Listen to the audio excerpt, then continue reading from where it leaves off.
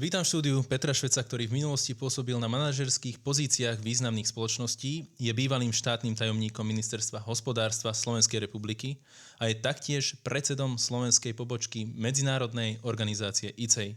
Jej cieľom je zastupovať veriacich, ktorých spája snaha porozumieť židovským koreňom kresťanstva a úlohe Izraela. Takže vítam vás. Ďakujem pekne za pozvanie. Na úvod by som vás poprosil, či by ste mohli s nami zdieľať krátky príbeh o vás, o vašej minulosti, kedy a prečo vo vás započala vášeň pre Izrael a ako ste sa následne dostali k postu predsedu slovenskej pobočky ICEI. Ja pochádzam z Humenného, z katolického prostredia a asi takým začiatkom tohto záujmu o tému súvisiacu so židovskou komunitou a neskôr s Izraelom bola taká, ani neviem, čím to bolo, návšteva, alebo čo mi to napadlo. Bol som ako tínedžer, som si povedal, že idem sa pozrieť na židovský cintorín, ktorý v tom čase ešte za socializmu bol zarastený bodľačím a neviem čím všetkým. A pamätám si, ako v tom čase s Ľubicou Čekovskou, dnes hudobnou skladateľkou, sme sa proste ako deti poznali, alebo teda ako tínedžeri poznali a povedali sme si, že ideme objavovať židovský cintorín. Tak jedno leto počas prázdnin za veľmi, veľmi skoro, tuším okolo nejakej 6. sme sa vybrali na východ slnka, alebo aj skôr teda pozrieť sa na židovský cintorín a doteraz si pamätám proste tú scénu, ako sme proste rozhrňali to bodľačie a objavovali tie hebrejské nadpisy na náhrobných kameňoch. A vtedy vo mne skrsol taký záujem, také otázniky, že čo to vlastne je, ten veľký cintorín, čo vlastne znamená, čo je vlastne židovská komunita. Rodičia mi potom neskôr niečo povedali o tom, že v Humennom bola synagóga, po východňarsky sa tomu hovorilo, že bužňa. A na ulici dokonca sme mali staručkého pána Propera, ktorý bol žid a moji rodičia mu chodili pomáhať. Už naozaj bol pomerne starý, takže mamina mu chodila váriť, upratať a vtedy si pamätám, také tie prvýkrát som bol konfrontovaný s tou symbolikou židovskou. No a neskôr potom to vo mne tak rástlo. Keď sa zmenil režim, tak ja už som bol v Bratislave na štúdiách na Vysokej škole ekonomickej, neskôr univerzite. A jedným z takých dôležitých momentov bolo stretnutie s Etelou Wetzlerovou, manželkou Wetzlera, z tej dvojice Wetzler a Vrba, ktorí ušli úspešne z koncentračného tábora pri Osvienčime z Auschwitzu. A mal som možnosť sa s ňou stretnúť. Mojím susedom totiž bol Tibor Husár a raz pani Etela Wetzlerová bola uňho. A teda sme sa zoznámili natoľko, že som ako študent chodil ku nej domov, robiť jej nákupy, pomáhať jej a vďaka tomu som začal vnímať ten príbeh. A dostala sa mi vtedy aj do rúk kniha jej manžela, ešte pod pseudonymom Jozef Lánik, čo Dante nevidel. Vtedy som objavil ten príbeh ich úteku z Osvienčimu. A to vo mne tak postupne rástlo, až v jednom okamihu som sa dostal do kresťanského prostredia, kde to prepojenie alebo to spoznávanie židovských koreňov bolo niečím takým prirodzeným. A zistil som, že koľko je toho spoločného, koľko máme spoločného so Židmi. No a neskôr som mal možnosť vlastne som bol pri vzniku slovenskej pobočky ICEI, to je tá organizácia s tým dlhým názvom Medzinárodné kresťanské veľvyslanectvo Jeruzalem a v skratke je to teda ICEI, International Christian Embassy Jerusalem. A teda od roku 2000 som mal to privilegium byť jej predsedom až dodnes. No a vlastne z toho počiatku poznávania alebo tých prvých dotykov s touto témou vlastne prvými projektmi, ktorým sme sa venovali, bol práve holokaust. Boli to rôzne cesty do Auschwitzu pri Osvienčime, organizovanie zájazdov pre študentov na pochod živých. Neskôr pribudlo čítanie mien, ktoré robíme aj doteraz so spisovateľkou a novinárkou Ľubou Lesnou, ale aj pripomínanie si príbehu Wetzlera a Vrbu. Ja by som vás že vnímate to ako povolanie robiť toto, čo ste vymenovali? Celú dobu, alebo doteraz som to vždy robil ako svoj koníček, alebo takú voľnočasovú aktivitu. ale vnímam to zároveň aj ako istý druh povolania. Je to téma, ktorá je pre mňa, ja si myslím, že celoživotná, že sa to vynie celým môjim životom. Napriek tomu, že ako ste vymenovali na začiatku, teda som bol doteraz zamestnaný v rôznych spoločnostiach a teda plne zamestnaný tými povinnosťami, ktoré s tým súviseli. Vždy som si nachádzal čas venovať sa aj tomu a toho je výsledkom teda aj dnešná tá pobočka IC na Slovensku. A ja si myslím, že robíte veľmi dobrú prácu. A práve preto sme si vás pozvali aj do tohto podcastu, aby Ďakujem. sme aj rozobrali bližšie to, čo sa deje vo svete, alebo to, o čom svet hovorí. A ako všetci vieme, 7. októbra 2023 teroristická skupina Hamas zaútočila na Izrael v oblasti pásma Gazy. No napriek tomu, že išlo o neľudské vyvražďovanie Židov, sa svet rozdelil na dva tábory. Jeden teda zastáva, alebo teda hlboko odsudzuje tento druh skutkov, ktorý vykonal Hamas, ale je tu aj ten druhý tábor, ktorý skutky Hamasu na druhú stranu obhajuje. Aký je váš názor, prečo sa toto v spoločnosti deje a čo dopomohlo k tomu, že sú ľudia aj toho opačného názoru?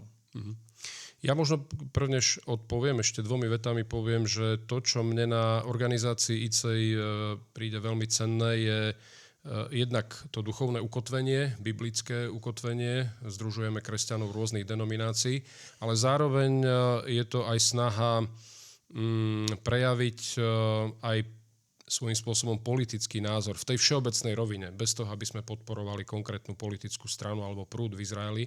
Myslíme si, že ako kresťania by sme mali stať za Izraelom v zmysle jeho obrany v tom všeobecnom význame pred delegitimizáciou, pred snahou akokoľvek ho spochybniť a ohroziť.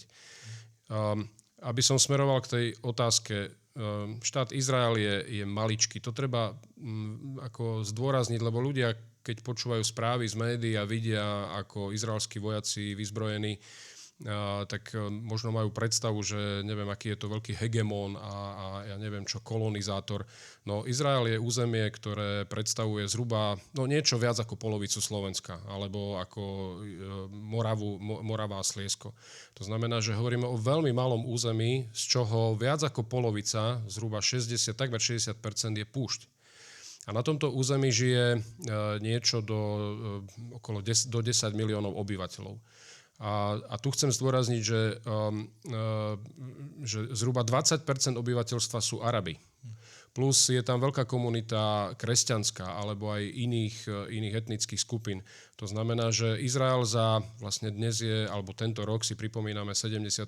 výročie jeho vzniku, je veľmi pestrou krajinou, čo sa týka zloženia, etnicity, náboženstva. Samozrejme, že dominujú Židia, je to vlastne jediný židovský štát, ale je to zároveň štát, kde stretnete naozaj ľudí rôznych farieb pleti mimochodom, ale aj náboženstiev, vierovyznaní. Vždy sa tam cítim bezpečne a Jeruzalém je miestom od roku 1967, od 6-dňovej vojny, je miestom, kde všetky tie náboženské miesta sú prístupné pre ich príslušníkov. Ak hovoríme o tom teda dátume 7.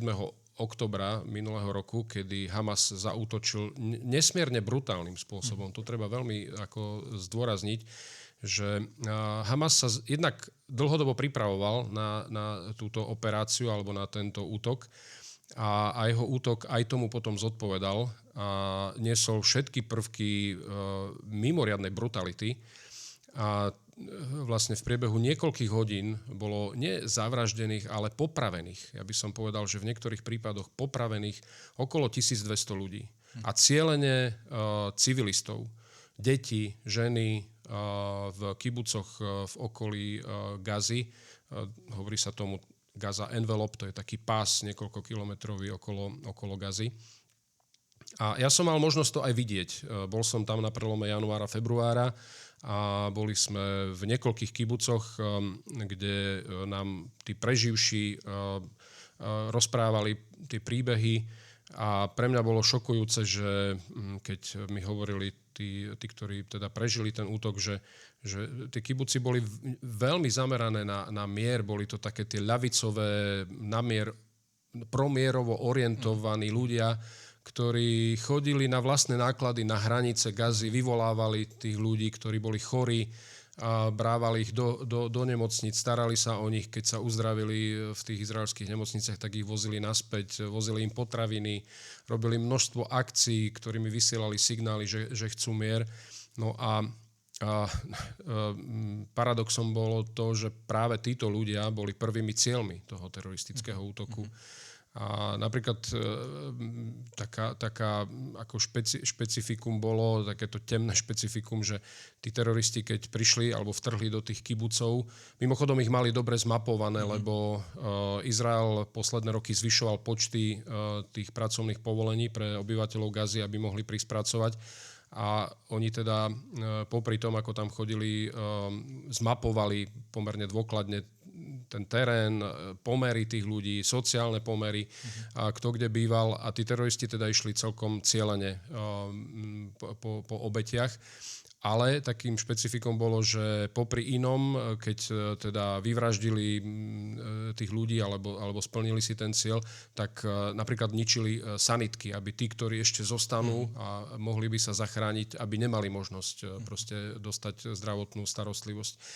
A proste zároveň unášali viac ako 240 ľudí bolo vtedy unesených. To je to známe číslo. Dodnes je vyše 120 ľudí stále v útrobách Gazy a nikto nevie, v akom stave sú. To znamená, že udialo sa niečo, čo podľa mňa poviem to tak, že ukázalo pravú tvár Hamasu ako jednej z organizácií predstavujúcej alebo reprezentujúcej ten islamský džihad, tú militantnú zložku alebo militantnú časť islamu. A tu treba povedať, že pre Izrael ten postoj veľkej časti práve tých militantných islamistov nie je zas až tak nový. Napokon celá história Izraela, keď teraz hovoríme o 76. výročí ich vzniku, alebo teda jeho vzniku Izraela, tak vlastne od samého začiatku, od dňa vyhlásenia 14. maja 1948, hneď na druhý deň, alebo v priebehu niekoľkých hodín bola vyhlásená vojna voči Izraelu. V tom čase to bolo 5 armád, ktoré odštartovali vojnu, ktorej cieľom bolo totálne zničenie Izraela a zahnanie Židov do mora, ako sa tomu hovorí v arabskom svete. Nepodarilo sa. A Izrael nielen vyhral vtedy tú prvú vojnu, ale aj rozšíril svoje územie. A to v podstate platilo aj o všetkých ďalších vojnách alebo útokoch, či to bola tá Jomkipurská vojna v roku 1973 alebo v roku 1967 tá šesťdňová, aby som menoval tie najväčšie konflikty, tie klasické veľké konflikty. Tu treba povedať, že dnes vlastne Izrael čelí akoby týmto útokom Hamasu jednak akoby tej vojne alebo tomu útoku v tej fyzickej podobe, opäť, tak ako to bolo niekoľkokrát za tú dobu moderného Izraela, ale a čo je nebezpečné, mieša sa to zároveň alebo nejak mixuje s tou hybridnou vojnou, to znamená vojnou v mediálnom priestore, kde Izrael je v podstate už roky je spochybňovaný, vzniklo také hnutie alebo taká kampaň BDS, teda to znamená ako delegitimizácia Izraela cez zákaz nákupu alebo označovanie izraelských produktov alebo obmedzovanie investícií a podobné opatrenia aj v ekonomickej oblasti.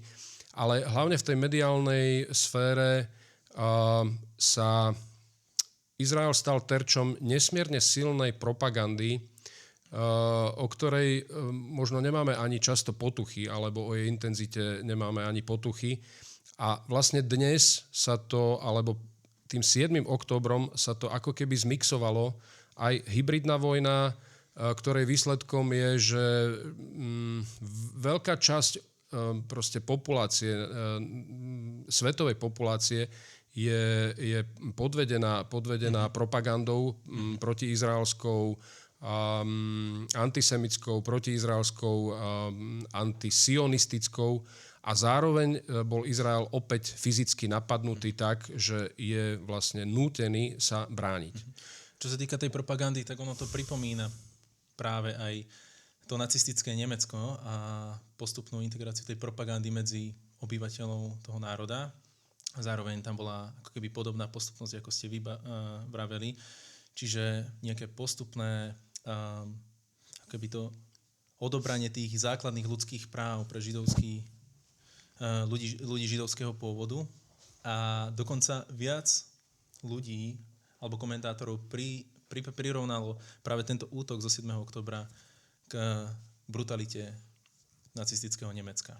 Rozdiel, ak som počul jednu myšlienku, je akurát v tom, že nacisti ako tak sa snažili ešte svoje skutky zakryť, no tu vidíme na rozdiel od nich, že Hamas na druhú stranu ešte svoje skutky zverejnil a kvázi sa nimi chválil. Čiže je naozaj na zamyslenie, kam zašla brutalita pri tomto útoku, ale napriek tomu vidíme, že osobitná spravodajkyňa OSN pre ľudské práva na palestínskych územiach Františka Albaneseová obvinila Izrael z páchania genocídy v Gaze. A môžeme vidieť následný aplauz diplomatov a predstavených ľudí z arabských krajín, z Ruska a taktiež z Južnej Ameriky. Ako je možné, že keď sa bavíme o očividnej brutalite, ktorá bola spáchaná 7. októbra, ako môže určitá časť spoločnosti dospieť k záveru, že za genocídu je zodpovedný práve Izrael? No tu treba povedať, že obvinenia z genocídy zazneli už v prvých hodinách po útoku zo 7. októbra. A dá sa povedať, že solidarita sveta, ktorá mimochodom aj na Slovensku sa chvíľu prejavila aj v tom verejnom priestore, hneď 8. októbra bol Bratislavský hrad vysvietený do farieb izraelskej vlajky. Za čím tak trošku mimochodom sme aj my ako ICEI, lebo hneď 8. večer sme urobili prvé podujatie na vyjadrenie solidarity s Izraelom. Ale to už bol čas, kedy boli prvé manifestácie vo veľkomestách v západnej Európe, kde zaznievali slogany alebo pokriky typu genocída a Palestína, akože slobodná Palestína od rieky k moru a tak ďalej. Proste heslá, ktoré jasne hovoria o snahe zlikvidovať alebo nahradiť dnešný Izrael palestínskym štátom. To znamená, že nie jeden štát vedľa druhého, ale ten palestínsky vlastne na mieste izraelského štátu. Hamas tým, že zaútočil alebo prekročil tú hranicu Gazy a zaútočil na Izrael, ktorý na jeho suverénne a výsostné územie, ktoré je medzinárodne uznané, tým dal najavo, že on nechce, v podstate neuznáva Izrael v žiadnych hraniciach. A to znamená, že hovoriť o nejakom mieri a mierovom rokovaní s Hamasom je totálna ilúzia. A proste otázka je naozaj, že kde to pramení, alebo kde je ten zdroj toho. Tu si treba uvedomiť, a to možno my, ľudia žijúci v Európe, racionálne zmýšľajúci a tolerantní, ovplyvnení židovsko-kresťanskou morálkou alebo hodnotami, my máme vždy takú predstavu, že s každým sa dá nejak dohodnúť na konci dňa. A my vyčítame Izraelu, že no tak prečo sa s nimi nedohodnete? Alebo prečo ste sa doteraz nedohodli za tých 76 rokov? No odpoveď je, a tu treba vidieť aj tých niekoľko takých dôležitých milníkov v histórii Izraela, že ani v jednom prípade tá arabská časť, alebo teda neskôr palestínska, lebo zhruba v 70. rokoch vznikol to prepojenie, alebo tá identita, že Palestínčania a teda palestínsky štát. To je záležitosť až v nejakom 64., 65., keď to vzniklo vtedy. Že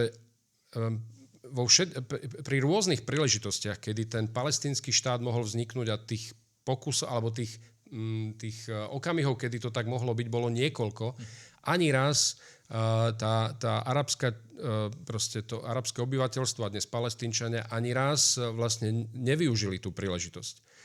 A viete, bolo to v roku 1937, ešte pred druhou svetovou vojnou, kedy bolo prvýkrát na stole ako keby toho riešenia medzinárodného spoločenstva vytvorenie dvoch štátov. Vtedy to tá arabská časť odmietla. To isté sa stalo v roku 1947 v novembri, keď v OSN bolo hlasovanie o tom tzv. Partition pláne, o rozdelení toho územia. Proste medzinárodné spoločenstvo navrhlo nejaké rozdelenie toho územia na dve časti, kde v jednej mal vzniknúť izraelský štát a v druhej ten arabský ešte v tom čase. Liga arabských štátov to en bloc bez nejakého dlhého uvažovania odmietla, kdežto tá židovská komunita, ktorá tam prišla cez 5 álí, to znamená postupných takých vln návratu na územie ich otcov. Oni v tom čase predstavovali zhruba 650,000 ľudí. Sa rozhodli, že oni príjmú ten návrh medzinárodného spoločenstva taký, aký bol. Napriek tomu, že bol veľmi nevýhodný, to územie bolo rozdelené na také 3 pomerne nesúrodé časti a pomerne ťažko aj prepojiteľné, ale oni si povedali, my chceme ten štát, lebo je to naplnenie našich túžob, nášho návratu ku Sionu. To je samozrejme, tam sa prepája aj ten akoby náboženský prvok, alebo ten prvok súvisiaci s identitou Židov a s ich vierou, že vlastne sa vracali späť do zeme svojich predkov. A pre nich táto príležitosť v roku 1947 bola taká, že bez váhania ju prijali a v roku 1948 ten štát vyhlásili. Ale tých príležitostí, kedy mohol vzniknúť potom arabský alebo teda aj palestínsky štát, bolo niekoľko. A tých príležitostí bolo, poviem, jeden taký veľmi markantný. Od roku 1949, kedy vlastne skončila tá prvá vojna o nezávislosť a rokom 1967 bolo zhruba tých 18 rokov, kedy Gaza, o ktorú dnes ide, patrila Egyptu. To znamená arabskému štátu. A Judea a Samária, alebo tzv. Západný breh, patril Jordánsku. A Jeruzalém, v podstate celé staré mesto, až po Javskú bránu, bolo pod kontrolou Jordáncov. A to je práve to územie, o ktorom dnes nejaká časť palestínskej reprezentácie hovorí, že toto by mal byť ten ich palestínsky štát. A to je to, po čom oni túžia a tak ďalej.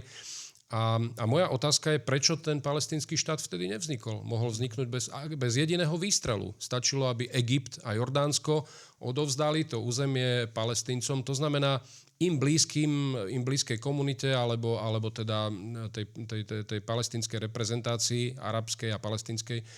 A nič také sa nestalo. Spomeniem napríklad rok 2000, aby som sa už blížil ku súčasnosti. To boli kľúčové rokovania, ktoré vtedy moderoval americký prezident Bill Clinton v Camp Davide, v jeho sídle blízko Washingtonu, ktoré bolo niekoľkodňové, kde bol Arafat ako reprezentant už Palestíncov a izraelský premiér Ehud Barak v tom čase. To boli nesmierne dlhé a náročné rokovania, kde Izrael ponúkol naozaj, že urobil veľké ústupky, nielen Gazu a ten tzv. Západný breh, alebo správne povedané Judeu a Samáriu, ale dokonca aj polovicu Jeruzalema, teda tú východnú časť, boli ochotní späť vrátiť alebo dať Palestíncom ako výmenou za mier, za pokoj. No Arafat aj toto riešenie odmietol. Potom nasledovalo, a to bolo inak veľké sklamanie vtedy, ktoré dodnes Bill Clinton často aj vo výpovediach, aj dnes v médiách, keď ho niekde vidíme, spomína ako obrovské sklamanie, lebo on sám strávil hodiny a hodiny rokovaní, keď sa snažil proste obe strany nejak primäť k tomu, aby dospeli k nejakému mierovému riešeniu. A nakoniec to bol Arafat, ktorý to odmietol.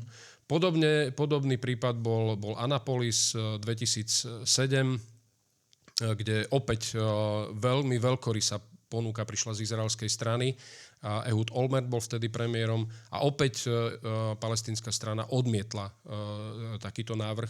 No, ja by som možno poslucháčom alebo tým, ktorých zaujíma táto téma, odporúčil jednu knihu. Autora si teraz nepamätám, ale názov knihy je, že List môjmu palestínskemu susedovi, kde ľavicový aktivista, spisovateľ, ktorý bol veľmi promierovo orientovaný, opisuje celú tú históriu vlastne moderného Izraela a tých všetkých snách, ako vyhovieť tej palestínskej, arabskej a potom palestínskej strane, kde sám ten autor, ktorý celý život proste venoval tomu boju za mier, nakoniec zhodnotil, že vlastne že ten prístup palestínskej strany je, že buď všetko, alebo nič. A to je niečo, s čím nemôžeme súhlasiť, lebo Izrael je slobodnou krajinou, je to demokracia, vznikol na základe medzinárodného práva, na základe legitímnych aktov medzinárodného práva, má právo na život, má právo na sebaobranu a myslím si, že slobodný svet by mal en bloc stáť za právom Izraela na jeho obranu a v jeho práve proste postaviť sa proti takémuto typu teroru. Takže ste presvedčení a veríte, že primárnym teda cieľom Hamasu a taktiež niektorých prívržencov Hamasu je práve zničiť Izrael? Pozrite sa, keď sa pozriete na mapu Blízkeho východu, severu Afriky, vidíte tie proste obrovské územia z 22 arabských štátov, plus je tu ďalších niekoľko desiatok islamských štátov, kde teda prevažuje islám, alebo teda má veľkú váhu islám. Izrael je v tom v úvodzovkách mori krajín, je malou bodkou, predstavuje neviem, či 0,5% územia celého toho regiónu. No, hovoriť, že táto malá časť územia, tento maličký fliačik na mape toho regiónu je zábranou alebo prekážkou pre mier, je stratou súdnosti, podľa mňa. A myslím si, že svet by mal byť naozaj v strehu, lebo Izrael nie je len demokraciou a proste priestorom, kde je pluralita, sloboda vyznania, pohybu a tak ďalej, ale je to aj kolíska civilizácie, židovsko-kresťanskej civilizácie. A keď si prečítate chartu Hamasu, tak, a to si myslím, že by malo byť povinné čítanie, tak pochopíte, že ich nie že jedným z prejavov, ale to je priam ich DNA, alebo proste základom ich existencie je zničiť proste nielen Izrael, ale zlikvidovať každého Žida, ale rovnako majú namierené na každého neverca, na každého, to znamená aj vás, aj mňa, každého, kto nie sme prívrženci, alebo teda, ktorí nie sme príslušníkmi islámu, či ste kresťan, alebo ste ateista, ste rovnako terčom toho. Ja vnímam tento ako prejav istej časti islamu, lebo to treba tiež povedať, že my nehovoríme teraz o celom islamskom svete, ale tento militantný islam ja vnímam ako nejaké pokračovanie toho, čoho sme boli svedkami za druhej svetovej vojny. Ako keby si podali tú štafetu tej nenávisti, toho antisemitizmu, antisionizmu a tej nenávisti voči Židom. To, čoho sme svedkami po celé dejiny vlastne, keď si zoberieme proste postoj voči Židom či Rimanov, ktorých vyhnali z územia ich otcov. Potom tu bolo Španielsko v 15. storočí, vyhnanie zo Španielska, nacizmus počas druhej svetovej vojny. Ako keby sa to reinkarnovalo do podoby militantného islamu, ktorý si prisvojil nejaké právo rozhodovať o osude židovského národa, ale ja chcem upozorniť, že oni v hľadačiku nemajú len Židov, ale majú každého, kto nevyznáva ten typ islamu s rôznymi tými prejavmi, či šárie, alebo iných tých prvkov džihádu, ktoré uznávajú oni. Myslím si, že je v tom taká snaha o nejaké ustanovenie celosvetového kalifátu. A napokon, keď si pozrieme aj správanie tých skupín, tých teraz pro-palestinských alebo pro-Hamas, lepšie povedané skupín, aj v západnej Európe, tak keď sa započúvate do ich hesiel a do toho, po čom volajú o o džiháde, o celosvetovej intifáde. Toto sú všetko prvky, za ktorými nie je nič iné, iba snaha o nejaké ovládnutie toho sveta, povalenie demokratickej alebo tej slobodomyselnej civilizácie, ktorej my sme súčasťou, a myslím si, že predtým by sme mali byť teda veľmi opatrní alebo teda pozorní. Ako ste povedali aj o tých protestoch, tak tam môžeme samozrejme vidieť, že sú tam nie len ľudia arabského pôvodu, ale sa k ním pridružujú aj ľudia, ktorí boli napríklad v Spojených štátoch vychovaní, ak ste aj vy spomínali, už na základe nejakých židokresťanských hodnotách. A napriek tomu na univerzitách je možné vidieť, ako sa títo ľudia združujú a vyhlasujú tie heslá, ktoré ste práve spomínal.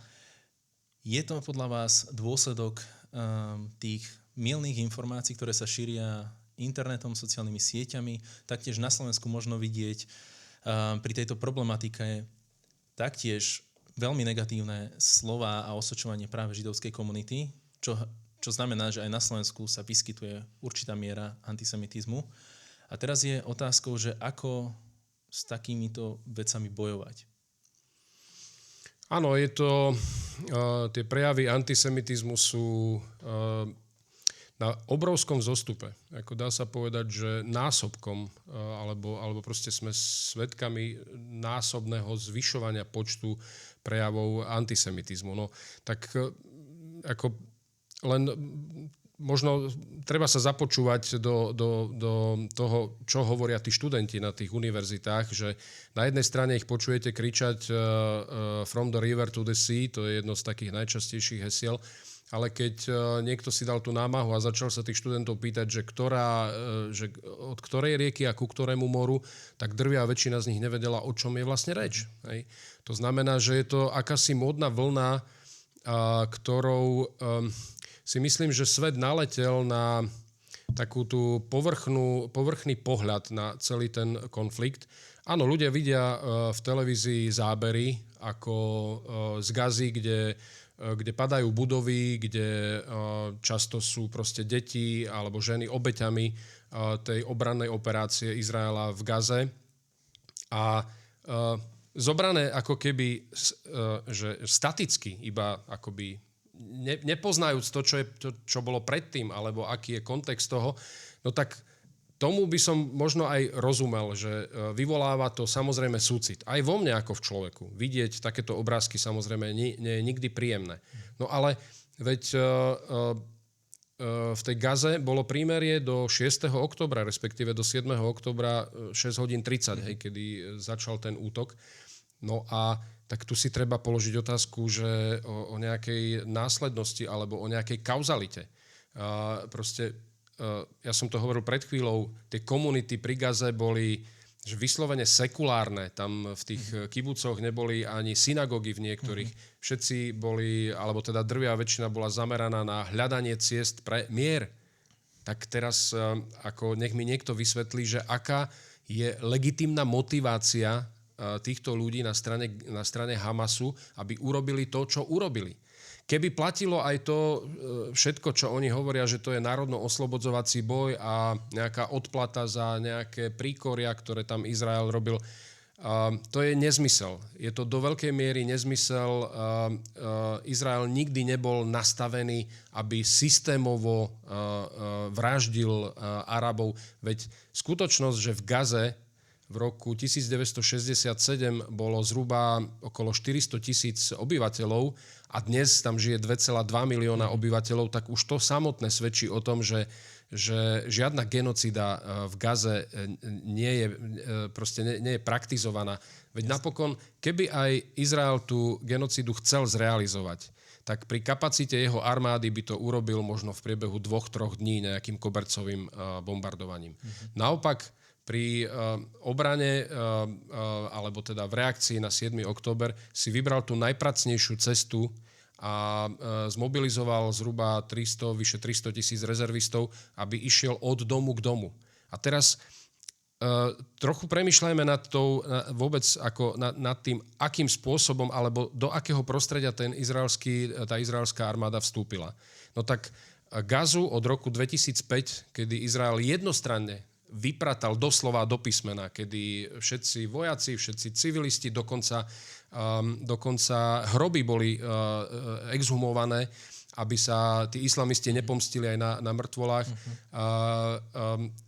Celé to územie bolo etnicky vyčistené doslova do písmena. Hamas, alebo teda tá palestínske obyvateľstvo, ktoré tam žije, mohlo ukázať, ako to myslia s tým budúcim palestínskym štátom. To územie ovládol Hamas, ktorý vo voľbách v roku 2006 jednoznačne vyhral a to svoju nenávisť neprejavoval len voči Židom, ale aj voči všetkým svojim aj názorovým odporcom. Vlastne názorovo umiernených Fatah, ktorý tam tiež v tom čase ešte bol, doslova odtiaľ, že vyháňali, alebo boli tam prípady, kedy ich vraždili. Veď tam chvíľu bola občianska vojna, kedy Izrael musel zasahovať, aby ich oddelil, aby navzájom sa tie dve skupiny, Hamas a Fatah, nevyvraždili a zástupcov Fatahu sa snažil odviesť do bezpečia na ten dnes západný breh. To znamená, že Palestínci v Gaze mali tú príležitosť ukázať, ako to myslia so samostatným štátom.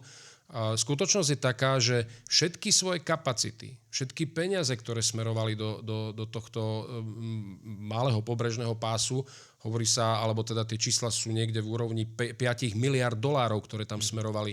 No ak by tie peniaze boli využité naozaj v prospech civilistov, pre vybudovanie škôl, infraštruktúry, turistických centier, Gaza má pekné pobrežie, mnohí ľudia, ktorí tam boli, hovoria, že sú tam mimoriadne pekné pláže.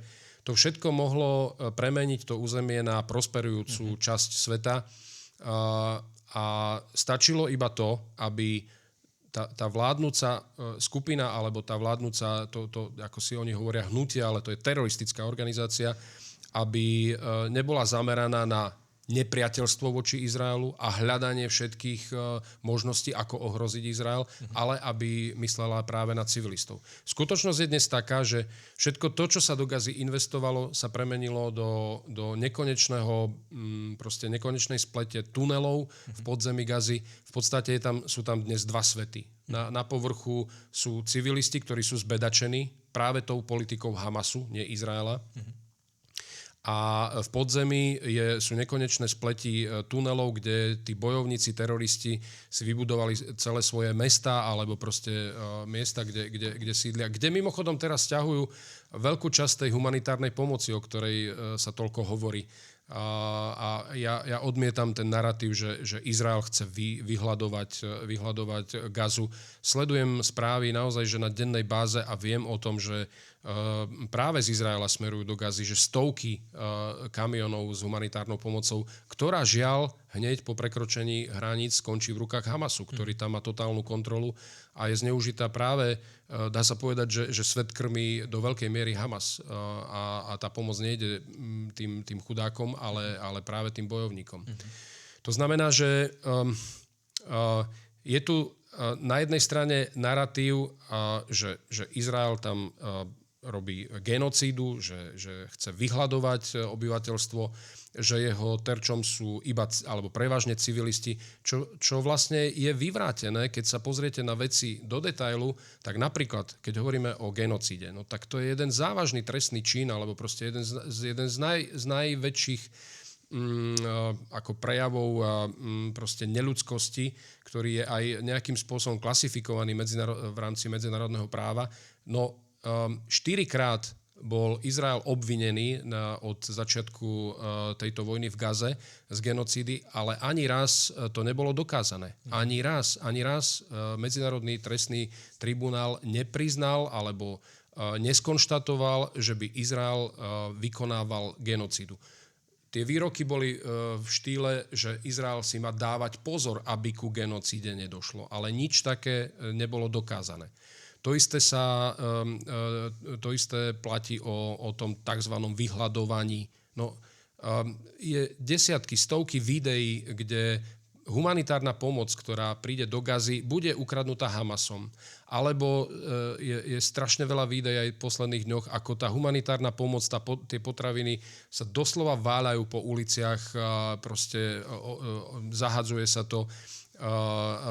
Je to predmetom obchodu, proste časť toho obyvateľstva alebo tí ľudia, ktorí sú spriazení s Hamasom, si tie potraviny ukradnú a potom ich predávajú tým obyčajným ľuďom, tým obyvateľom Gazy.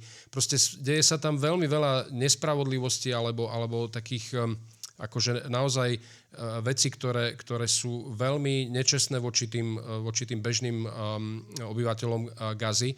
A potom sa ukazujú v svetových médiách obrázky o tých zbedačených Palestínčanov, čo sa potom automaticky pripíše na vrub Izraela, ktorý ale jeho cieľom v Gaze je zlikvidovať bojovníkov Hamasu. A keď sa aj bavíme o tých číslach, o tých obetiach, tak viete, tie čísla, ktoré my počúvame v správach, pochádzajú z ministerstva zdravotníctva v Gaze. No to je ministerstvo, ktoré je kompletne v područí Hamasu.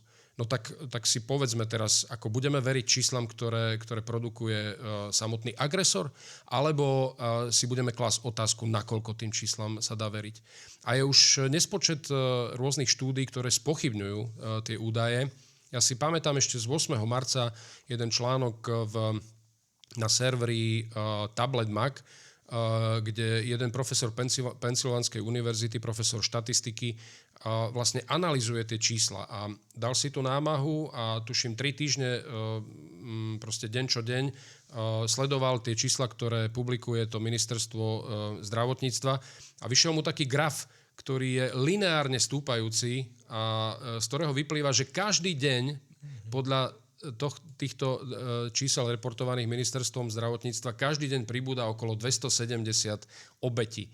No tak už toto samotné je veľmi pochybné, lebo tie boje majú rôznu intenzitu alebo rôzny priebeh a sotva si viem predstaviť, že tie počty obetí sú každý deň presne rovnaké. A je tam mnoho iných vecí. Napokon OSN samotná pred asi mesiacom znížila počet obetí žien a detí o polovicu, o celú polovicu. Proste len tak z jedného dňa na druhý.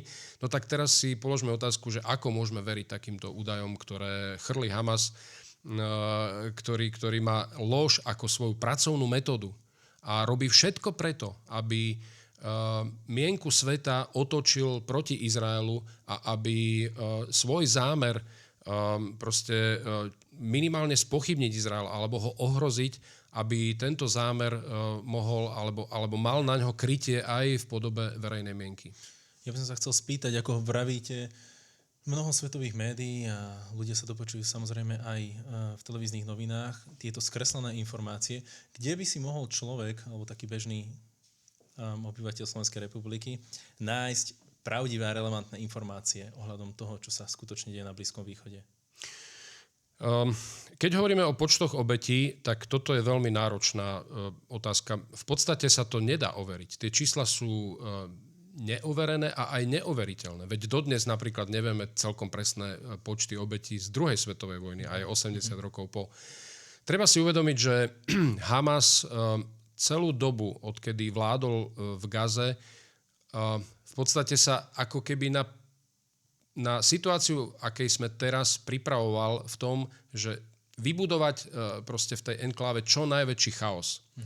A aby Izrael, ktorý, keď bude musieť sa brániť, aby z toho vyšiel ako ten zlý, ako ten, ktorý tam vraždí, ktorý tam robí genocídu a tak ďalej. To znamená, že my sa pohybujeme vo veľmi chaotickom prostredí. A ja odporúčam tieto čísla vôbec nebrať do úvahy, alebo vôbec sa nimi nezaoberať. A jednoducho vy tam nemáte nejaký slobodný zdroj, alebo proste zdroj informácií, ktorý by bol nejakým spôsobom transparentný. Samotní reportéri mnohých aj svetových agentúr, či je to Reuters, Bloomberg alebo BBC, sú práve ľudia, ktorí tam žijú, ktorí sú najatí z toho prostredia, alebo málo kto proste zo západného sveta sa vyberie do Gazy, aby tam proste robil prácu reportéra.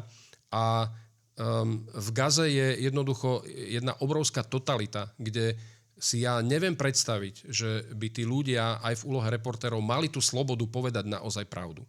To znamená, že dostať sa ku naozaj takým akoby, že online správnym informáciám je veľmi, veľmi náročné.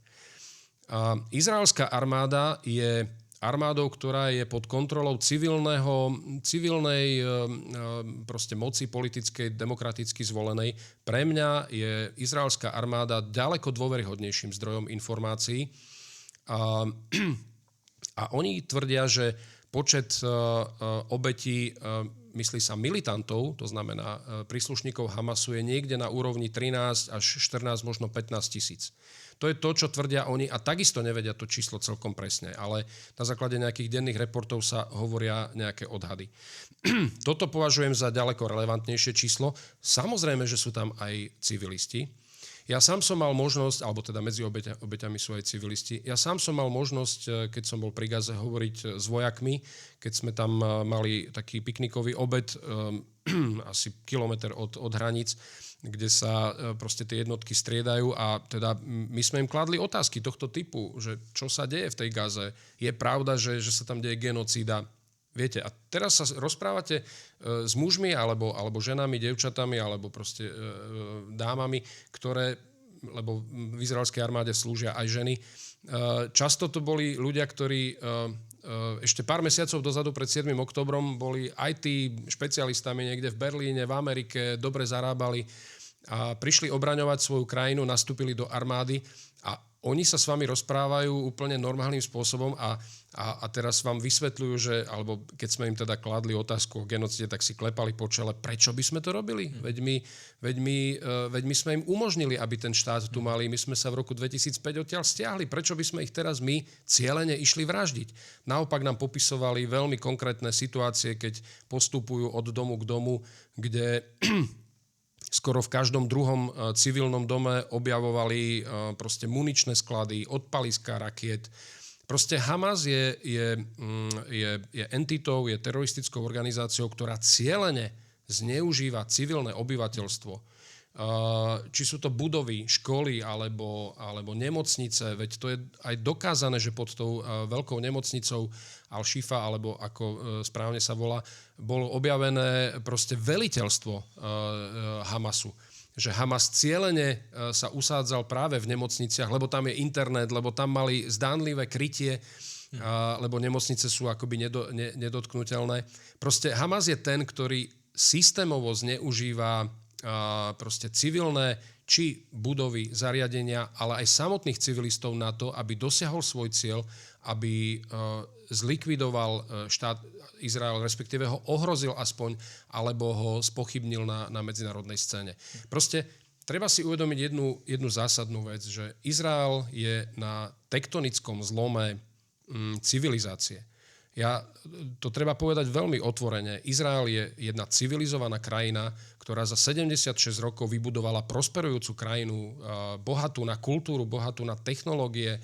A proste, kam sa pozriete, sú inovácie v Izraeli. Často tam chodím. Naopak, tá druhá strana sa rozhodla, proste niekde sa zasekla, ako keby v stredoveku, ja mám pocit. A je to do veľkej miery teraz závis medzi navzájom. Ten Izrael je naozaj úspešný, je to startup nation a na opačnej strane je nejaký typ takej zaseknutosti, aj mentálnej, aj potom tej v materiálnej podobe. To územie, že keď prechádzate z Izraela na to palestínske územie, tak to vidíte fyzicky, že je to proste ďaleko menej rozvinutá oblasť. Napriek tomu, že tam celý svet proste dáva takéto veľké prostriedky. Takže toto si treba uvedomiť, že my tu nehovoríme o nejakom rovnocennom svete. My nemôžeme od Izraela chcieť, aby uzavrel dohodu s niekým, kde nemáte partnera na ten mier. Už len ten fakt, že medzi Hamasom a Fatahom, čo sú také dve hlavné organizácie, ktoré reprezentujú alebo zastupujú Palestíncov, je nenávisť, je bratovražedná vojna, kde samotný Izrael ich rozdeľoval, aby sa medzi sebou nevyvraždili. No tak nemôžete uzatvárať mier s niekým, kde nemáte žiadneho partnera, kde není ako keby elita, ktorá má nejaké štátotvorné prvky a záujmy budovať naozaj niečo, čo sa štátu podobá.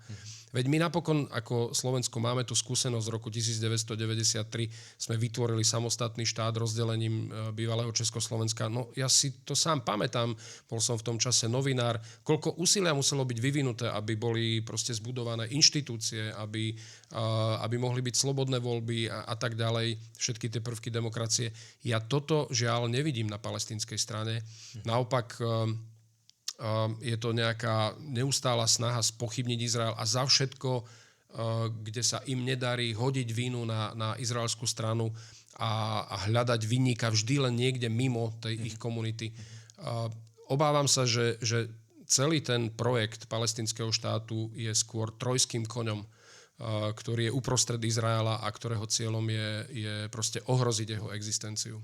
Ja by som dal ešte jednu zásadnú otázku, ktorá sa týka nás, že ako sa postavila ku konfliktu slovenská vláda? Vláda na Slovensku, treba si uvedomiť, že vlastne 7. október sa udial v čase, kedy na Slovensku vlastne sa kreovala nová vláda. Boli sme tesne po voľbách a chvíľu trvalo, než došlo ku výmene alebo odovzdaniu štafety. Takže ten postoj vlády bol taký vlážny, respektíve my sme sa veľmi k tomu nevyjadrovali. V prvých hodinách odsúdila ten útok aj pani prezidentka, premiér vtedajší, pán Odor, minister zahraničných vecí, minister obrany a tak ďalej. A po nástupe novej vlády toto nebola vôbec nejaká téma na Slovensku. Mňa trochu mrzí, a to je moja aj osobná skúsenosť, keďže som rok bol štátnym tajomníkom na ministerstve hospodárstva a mal som v portfóliu aj rokovania o prehlbení ekonomickej spolupráce alebo spolupráce aj v inovačnej oblasti medzi Slovenskom a Izraelom, že nikto z novej administratívy si nenašiel ten čas, aby absolvoval tzv. Solidarity Tour. A boli sme asi jedinou krajinou v rámci Európskej únie, ktorá neposlala nikoho na vládnej úrovni, kto by cestoval a videl tie miesta toho útoku. Je pravda, že tam boli telefonáty aj pani prezidentky a aj ministra zahraničných vecí nového, pána Blanára, ale skutočnosť, že Slovensko neposlalo nikoho do Izraela, aby mohol vidieť tie miesta útoku a aby sme potom aj autenticky mohli formulovať našu pozíciu pri hlasovaniach OSN v Európskej únii a tak ďalej, tak toto považujem za nie celkom dobrý krok a doteraz si myslím, že na izraelskej strane je taký otáznik, že prečo Slovensko nie, lebo si myslím, že niečo také sme urobiť mali ako spojenci Izraela, ako krajina, ktorá má aj pomerne čulý obchodný styk s Izraelom a veľa si myslím, že máme čo aj rozvíjať, lebo ten potenciál zďaleka nie je využitý. Dobre, ja by som dal teraz poslednú otázku, ktorou by sme uzavreli tento podcast. A to je, že čo my ako slovenskí občania, ale najmä ako kresťania môžeme robiť v tejto dobe chaosu a toho množstva informácií, aby sme sa snažili uviesť veci na správnu mieru. Dobre, tak ja budem hovoriť ako kresťan možno najprv. My si musíme uvedomiť, že Izrael je samozrejme sekulárnou krajinou so všetkými prvkami, ako poznáme demokratické otvorené krajiny. Sú tam voľby, je tam parlament, je tam proste prezident. Mimochodom štát Izrael zakladali ľavičiari. Ben Gurion dokonca jednu dobu obdivoval Lenina. Na druhej strane nemožno poprieť, že Izrael je aj národom, ktorý je národom Biblie. Proste obidve platí. A ako kresťan odporúčam, aby skôr ako správy sme sa možno začítali do textov Biblie, tak starého ako aj nového zákona, lebo z toho sa dá veľa, naozaj veľa pochopiť aj pre ten aktuálny stav alebo vývoj v Izraeli. A zároveň si myslím, že veľká časť cirkví, aspoň tá, ktorej ja som súčasťou, má taký ten pozitívny vzťah ku Izraelu. Tak všeobecne ako keby pozitívny vzťah. Ale obávam sa, že drvivá väčšina ľudí nemá tie vedomosti, že keď by boli konfrontovaní s konkrétnou otázkou, že tak prečo stojíte za Izraelom, tak si myslím, že by mnohí mali asi problém to zdôvodniť. A preto si myslím, že je dobré zdržiavať sa šírenia rôznych takých dezinformácií, zdieľania na sociálnych sieťach, byť veľmi opatrný v tom, čo zdieľam a hľadať si možno dobré zdroje informácií o tom, ako to naozaj je. My sme jedným z nich, nie sme jediní. Je tu zo pár ľudí na Slovensku, ktorí rozumejú tej téme. Ak môžem povedať konkrétne mená, tak ja neviem, či je to Ivo Samson, alebo je to František Šebej, alebo je to Grigory Mesežníkov, ale aj ďalší ľudia, ja neviem, pán Alner, Tomáš Alner a ďalší, ktorí rozumejú témam. Je veľa podcastov, je veľa článkov. Odporúčam čítať si možno české zdroje, alebo teda články z českých médií na túto tému. Je množstvo podcastov, ktoré boli natočené s odborníkmi z českej strany.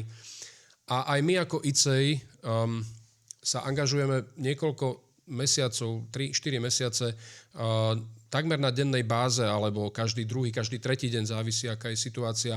Na facebookovej stránke zverejňujeme taký sumár alebo taký výťah z izraelskej, ale aj medzinárodnej tlače o tom, čo sa naozaj deje. A myslím si, že treba byť opatrný a naozaj hľadať a dobre zvažovať, že čomu uverím a ako o tejto veci informujem alebo sa rozprávam s mojimi kolegami alebo kdekoľvek.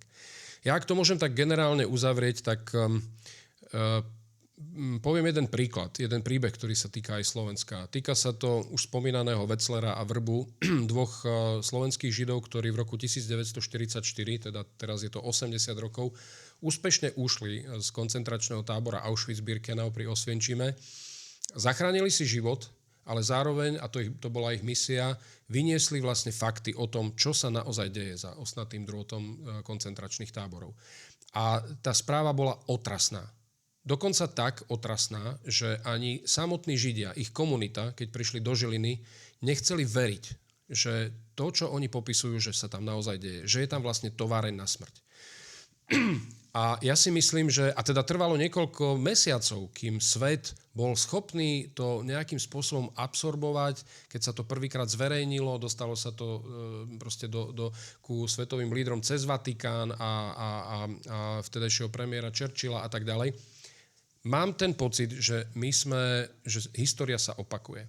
Že napriek tomu, že je tu internet, že sú tu sociálne siete a možno je to práve, možno práve toto prispieva ku tomu brutálnemu šíreniu propagandy, interpretácie Hamasu, interpretácie útočníka, že sme v tej istej situácii, kedy musíme veľmi pracne tú skutočnú pravdu tomu, čo Izrael čelí, alebo čomu čelí, vynášať postupne na verejnosť, aby tomu ľudia začali rozumieť, aby pochopili nielen celý ten kontext, ale aj naozaj tie skutočnosti, ktoré sa dnes v Gaze dejú a čomu Izrael musí čeliť, aby obstál, aby sa ubránil a aby nebol zničený v tom maličkom území, o ktorom sme hovorili, a populácii 10 miliónov ľudí, ktorí naozaj čelia dnes. Gaza je len jeden z tých problémov. My musíme hovoriť aj o severe, kde Hizballah má nastavený na Izrael z juhu Libanona.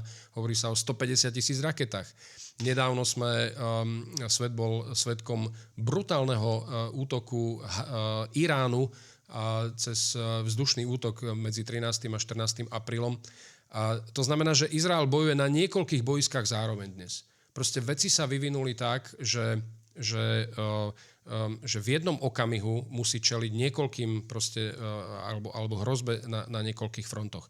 A ja chcem vyzvať, aby sme sa nestali súčasťou tej masy tých ideových spojencov Hamasu, slúžiacich jeho záujmom alebo jeho cieľom pri šírení jeho propagandy, aby sme neboli, ako sa hovorí, tí užitoční idioti tejto propagandy, ktorá je nesmierne sofistikovaná a agresívna. Pán Švec, ďakujem pekne za dnešný rozhovor. Bol to naozaj obohacujúci a prínosný čas. Ja ďakujem pekne za pozvanie a všetkých pozdravujem.